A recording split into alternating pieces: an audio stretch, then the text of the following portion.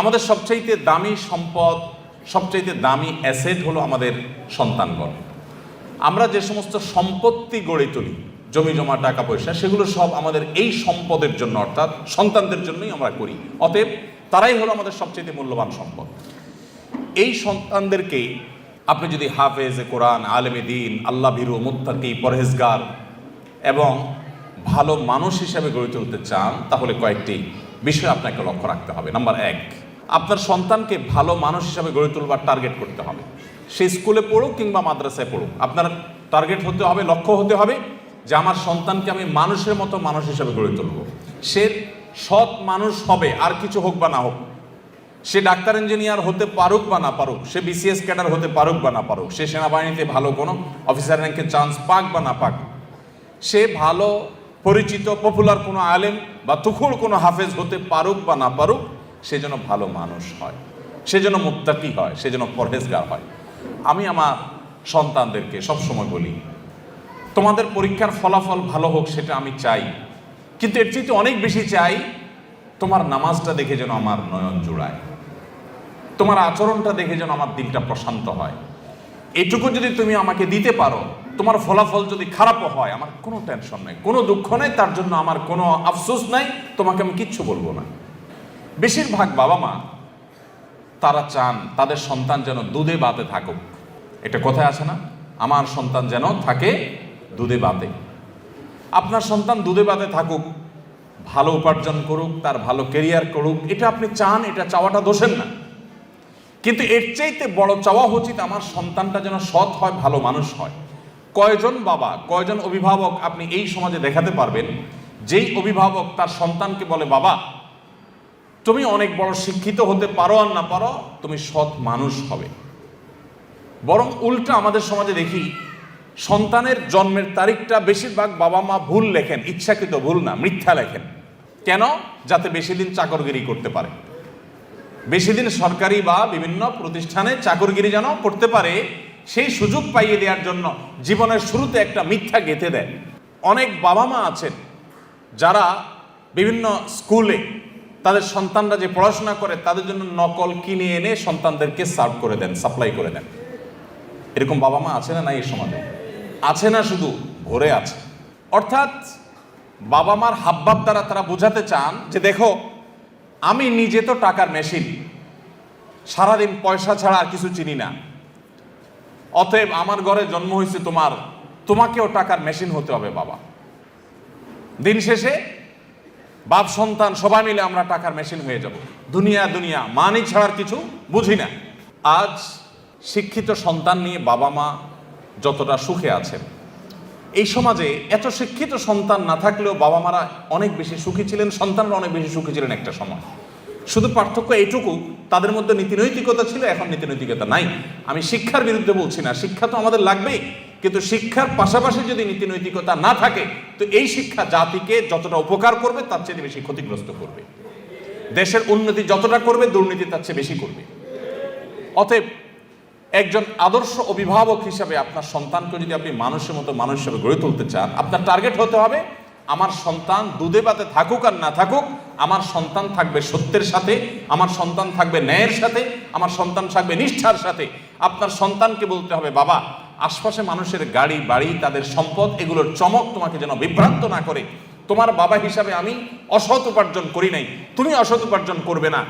এদেশে কিছু আদর্শবান মানুষের বড় বেশি প্রয়োজন। বড় দুর্ভিক্ষ চলছে, প্রতিটা টেবিলে, প্রতিটা অফিসে, প্রতিটা প্রতিষ্ঠানে দুর্নীতিবাজদের এমন মহড়া, এমন মহোৎসব আজ সর্বদা চতুর্দিকে এমনভাবে প্রতিষ্ঠিত হয়েছে যে গোটা জাতি তৃষ্ণার্ত মরুভূমি যেরকম পানির জন্য হাহাকার করে, কিছু সৎ নাগরিকের জন্য গোটা জাতি আজ হাহাকার করছে। আর সেই হাহাকারের সে অভাব নিরূপণ করবার জন্য কিছু ওলামায়ে কেরাম নির্লস চেষ্টা চালিয়ে যাচ্ছে। আপনার সন্তানকে ছোটবেলা থেকে শিখাবেন, বাবা আশেপাশে মানুষের অবৈধ উপার্জনের যে চাকচিক্য, এটা দেখে তুমি বিভ্রান্ত হবে না। মনে রাখবে, এই মানুষগুলোর অনেক সম্পদ আছে, পয়সা কড়ি আছে, কিন্তু সে নিজেকে জানে সে একজন আস্ত চোর, সে একজন আস্ত ডাকাত, সে একজন আস্ত দুর্নীতিবাজ, সে একজন আস্ত অসৎ মানুষ, সে একজন খারাপ মানুষ। এই অপরাধ বোধের অদৃশ্য দাহন তাকে জ্বালাতে থাকে। অতএব তুমি তার সেটা দেখবে না।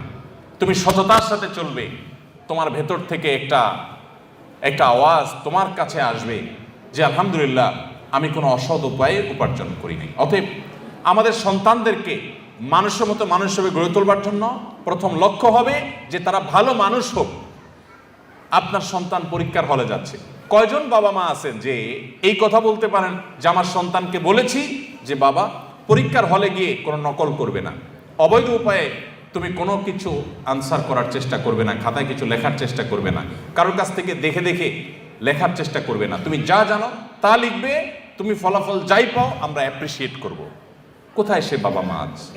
বরং উল্টা বাবা মা সন্তানকে খোঁচা মেরে চাপ দিয়ে সন্তানকে ডিপ্রেসড করার হাজার নজির আমাদের সামনে আছে যে কেন তুমি পারো নাই, পাশে বাসার ছেলেটা এত ভালো রেজাল্ট করলো আমি মুখ দেখাতে পারি না, তুমি কেন পারো নাই। এই চাপ দেওয়া মানুষ পাওয়া যায়, কিন্তু সন্তানকে সততার দীক্ষা দেওয়ার মানুষ পাওয়া যায় না। সময়ত উপস্থিতি, আমি আবারও বলছি, আমি আমার সন্তানদেরকে সবসময় বলি আপনাদের সঙ্গে শেয়ার করা, যাতে করে আপনাদের কারোর উপকার যেন হয়। আমি সবসময় তাদেরকে বলি, দেখো পরীক্ষা ভালো ফলাফল করতে পারো কি না পারো, তুমি ভালো মানুষ হওয়ার চেষ্টা করো, তোমার অ্যাটিটিউড থেকে আমি সেটা দেখবো, তাতেই আমি হ্যাপি। আলহামদুলিল্লাহ, আল্লাহ তাআলা আমাদের সন্তানদেরকে ভালো মানুষ হিসেবে গড়ে তোলবার জন্য আমাদেরকে যোগ্য অভিভাবক হওয়ার তৌফিক দান করুন। তাহলে প্রথম কাজ হলো টার্গেট ঠিক করতে হবে যে আমার সন্তানকে আমি ভালো মানুষ, নেক, মুত্তাকি, পরেজগার বানাবো, এরপরে অন্য কিছু হবে বা না হবে সেটা পরের বিষয়। আমার প্রাথমিক টার্গেট থাকবে সে একজন পরোপকারী মানুষ হবে, সে একজন সমাজমুখী মানুষ হবে, সে একজন কল্যাণকামী মানুষ হবে, সে সমাজের সবার কাজ করবে, যেখানেই যাবে সে মানুষের উপকার করবে, কোনোদিন ক্ষতি করবে না, এই মানুষ হবে। এবার সে ডাক্তার হোক, সে ইঞ্জিনিয়ার হোক, সে বিসিএস ক্যাডার হোক, সে অন্য কিছু হোক, সে মাদ্রাসা পড়ুয়া হোক, এমনকি সে যদি গতানুগতিক শিক্ষিত নাও হয়, তারপরে অন্তত এই জাতির কোনো ক্ষতিকর কোনো কিছু তার দ্বারা হবে না ইনশাআল্লাহ তাআলা। নাম্বার 2, অভিভাবক হিসাবে আমাদের চোখের পানিটা অনেক বেশি গুরুত্বপূর্ণ। চোখের পানি মা বাবার সন্তানদের জন্য অনেক গুরুত্বপূর্ণ। কিছু মানুষের দোয়া আল্লাহ তাআলা ফিরিয়ে দেন না, এর ভিতরে মা বাবার দোয়া অনেক গুরুত্বপূর্ণ। আমি আমার শৈশবে আমার মায়ের সে কান্না এখনো মনে হয় আমার কানে ভাসে। যখন মাদ্রাসায় যেতাম তো মা কাঁদতে থাকতেন, যখন বাসায় আসতাম, বাড়িতে আসতাম, নামাজের বিছানা মা কাঁদতে থাকতেন। আমার বাবার বহু কান্না আমার এখনো কানে ভাসে।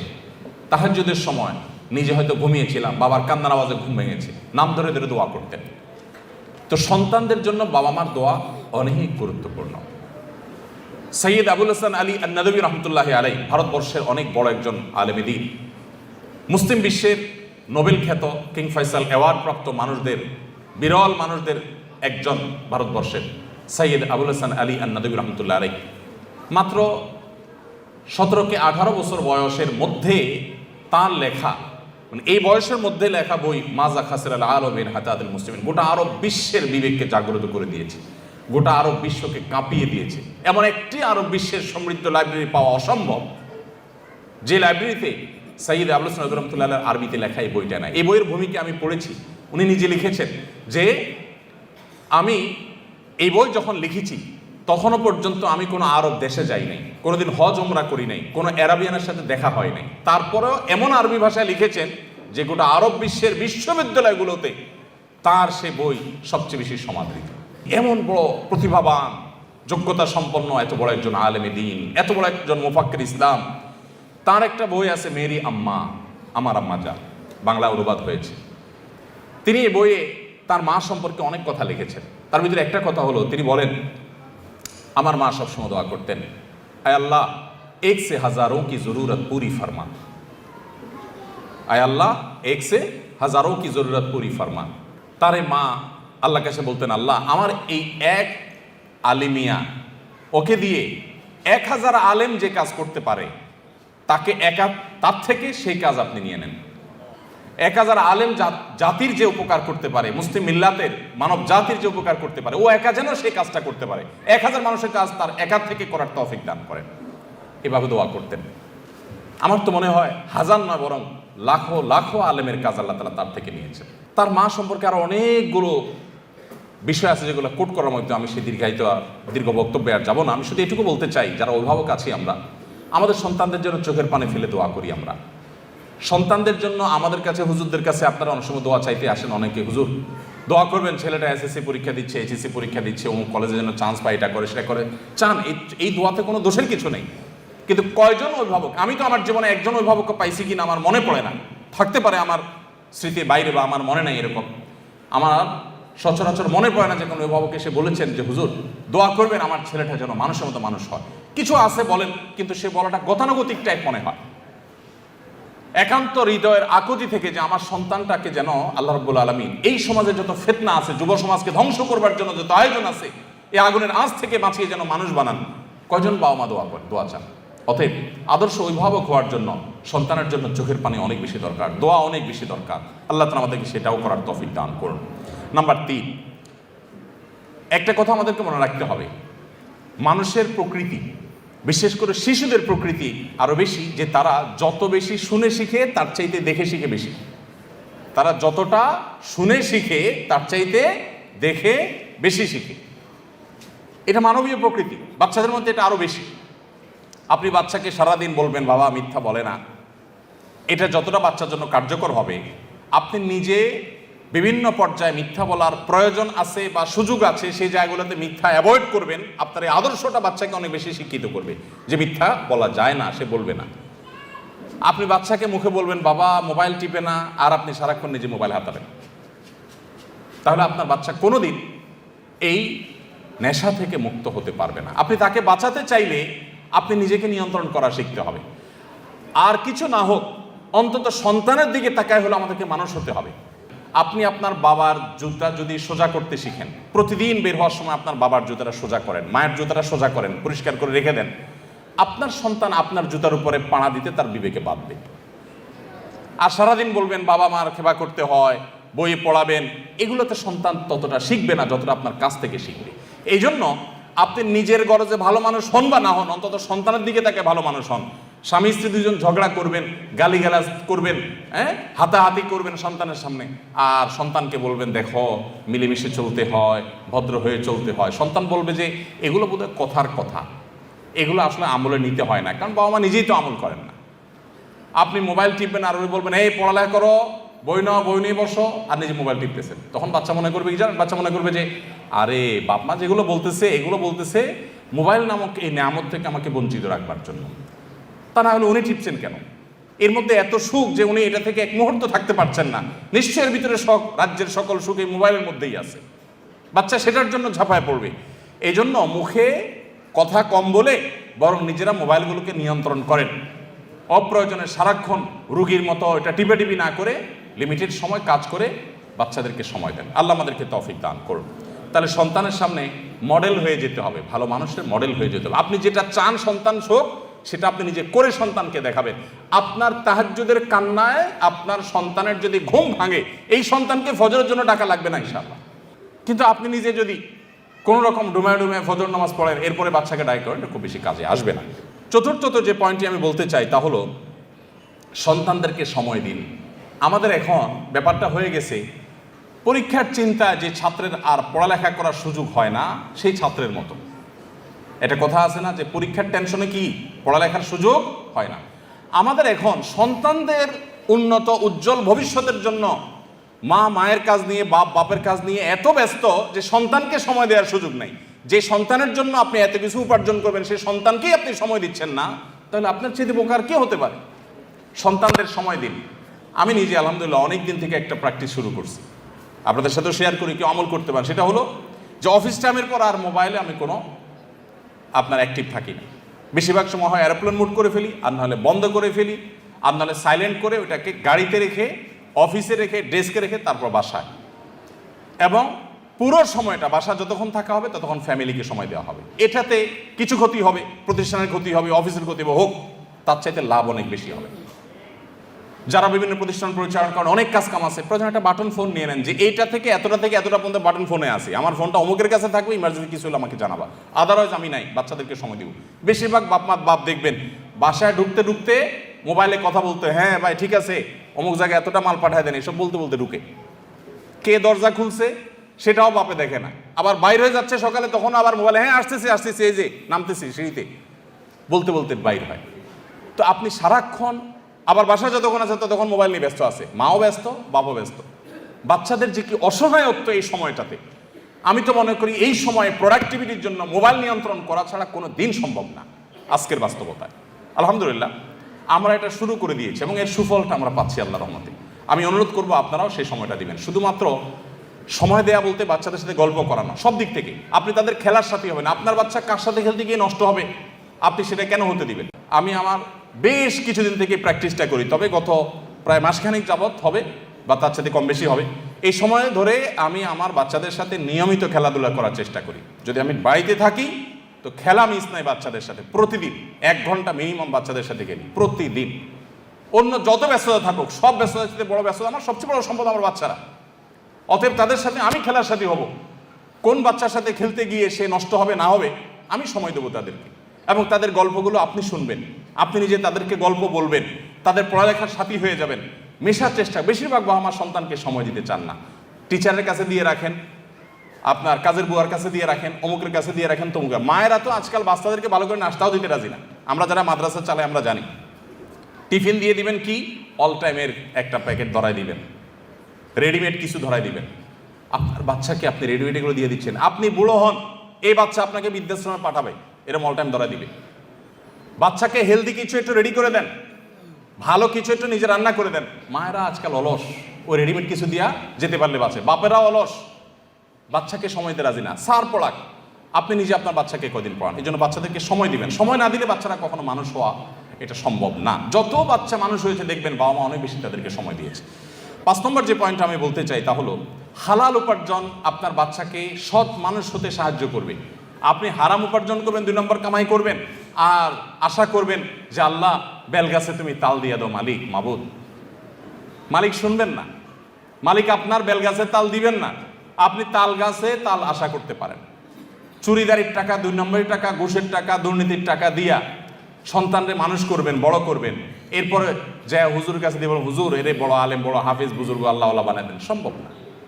এই জন্য হারাম উপার্জনের কুপ্রভাব সন্তানের উপর অনেক বেশি পড়ে। এই জন্য সন্তানকে মানুষের গড়ে তোলার জন্য হালাল খাবার খাওয়ান। মায়েরা আজকাল ছোট পোলাপানের পেছনে খাবার নিয়ে যে পরিমাণ দৌড়ায়, যে পরিমাণ পাগল পড়া থাকে, যেখানেই যাবেন মাদের দেখবেন একটাই পেরেশানি, সেটা হলো যে বাটি নিয়ে চামচ নিয়ে বাচ্চার পিছনে পিছনে গুড় গুড় করে। কেন? বাচ্চা খায় না। বাচ্চাকে খাওয়ানোর জন্য যত চেষ্টা আপনি করেন, হারাম খানা যেন না খায়, হালালটা যেন খায়, সেই চেষ্টা যদি তার সিকিভাগও করতেন, এক একটা আল্লাহর ওলি এমনি হয়ে যেত। তো এই জন্য আমার সন্তানের পেটে কোনো হারাম যেন না ঢুকে, সেই চেষ্টা আমাদেরকে করতে হবে। 6 নম্বর যে পয়েন্টের কথা বলতে চাই তা হলো তাদেরকে ভালো পরিবেশ দিতে হবে। বেশিরভাগ সন্তান নষ্ট হয় পরিবেশের কারণে। সেই পরিবেশটা শিক্ষা প্রতিষ্ঠান হতে পারে। যে শিক্ষা প্রতিষ্ঠানে বাচ্চা ভালো, আমি আমার বাচ্চাকে মনিটর করব যে বাচ্চার প্রোগ্রেস কি, সে সেখান থেকে ভালো হচ্ছে না খারাপ হচ্ছে, তাকে ভালো পরিবেশ দিতে হবে। যেই প্রতিষ্ঠানে ছেলেরা ভালো, ওস্তাদরা ভালো, শিক্ষকরা ভালো, তাদের আমল ভালো, তরবিয়ত ভালো, এগুলো মনিটর করতে হয়, সেখানে আমার বাচ্চাকে দেব।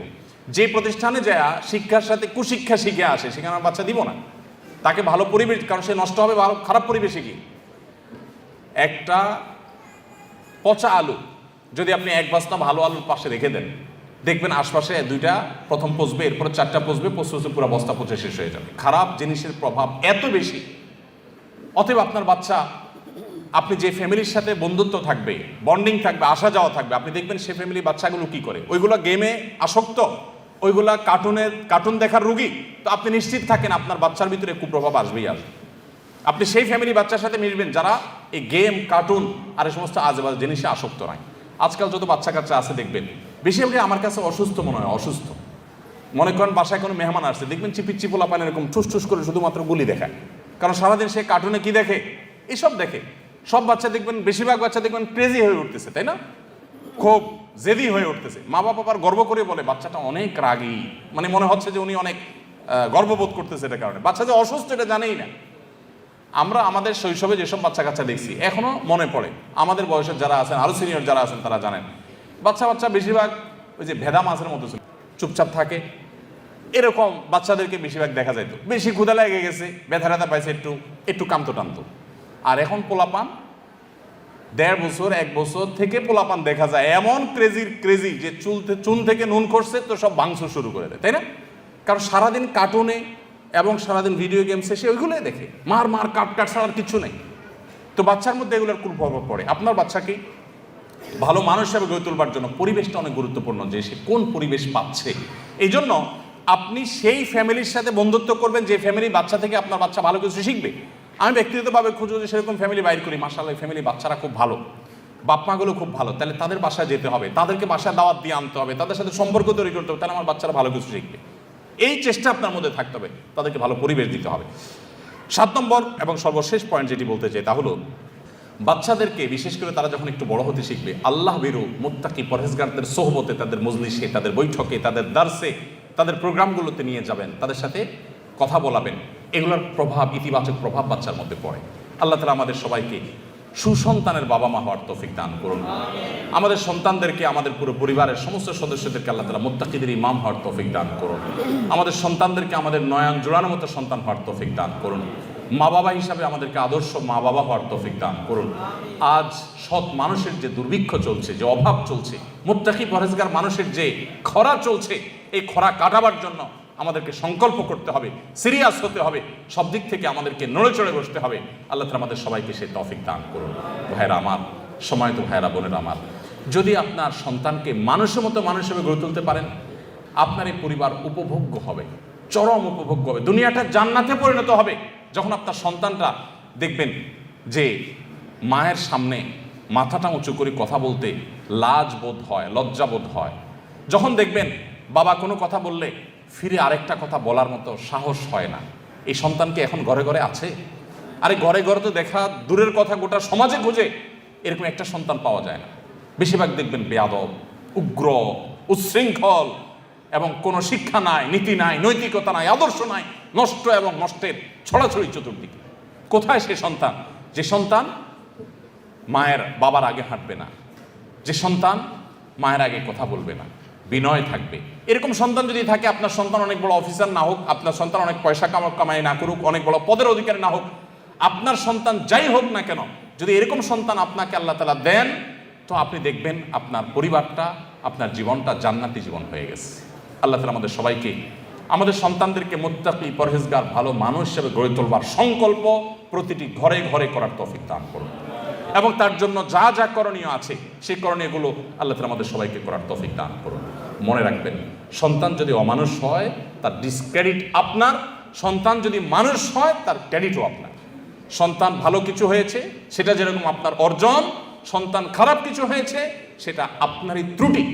অতএব সন্তানের মধ্যে কোনো ত্রুটি দেখলে চিন্তা করতে থাকুন, আমার ঘাপলাটা কোন জায়গায়, আমার ঝামেলাটা কোন জায়গায়, যার কারণে সন্তানের মধ্যে এই খারাপ দিকটা আমি দেখতে পাচ্ছি। আল্লাহ তাআলা আমাদের সবাইকে আদর্শ বাবা মা হওয়ার তৌফিক দান করুন। আমরা যদি আদর্শ বাবা মা হই, তাহলে আমরা আদর্শ জেনারেশন পাবো। আদর্শ জেনারেশন যদি পাই, তো আদর্শ দেশ এবং আদর্শ সমাজ গড়ে উঠবে। আল্লাহ আমাকে, আপনাকে, আমাদের সবাইকে সেগুলো করার তৌফিক দান করুন। জাযাকুমুল্লাহু খাইরা ওয়া আখিরু দাওয়ানা আলহামদুলিল্লাহি রাব্বিল আলামিন। আসসালামু আলাইকুম ওয়া রাহমাতুল্লাহি ওয়া বারাকাতুহু।